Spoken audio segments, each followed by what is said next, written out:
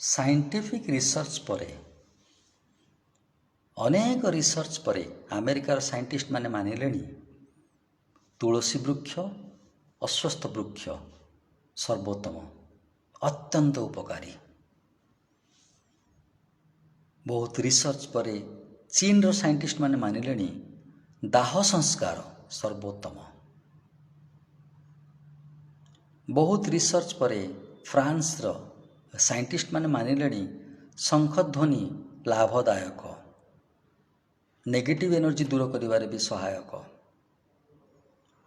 ସେମିତି ଇସ୍ରାଏଲର ସାଇଣ୍ଟିଷ୍ଟମାନେ ମାନିଲେଣି ଯଜ୍ଞ ଭାଇରସକୁ ବି ନଷ୍ଟ କରେ। ବିଲିୟନ ଡଲାରର ରିସର୍ଚ୍ଚ ପରେ ଏସବୁ ଜାଣିଲେ।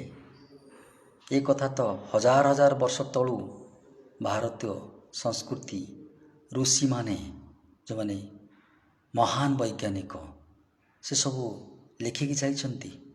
ସବୁକିଛି ଆଗରୁ ଥିଲା ତ, ମାନୁନଥିଲେ। ଆମେ ଗର୍ବ କରିବା ଉଚିତ ନା ଭାରତୀୟ ବୋଲି, ସନାତନ ଧର୍ମ ପାଇଁ ଗର୍ବ କରିବା ଉଚିତ।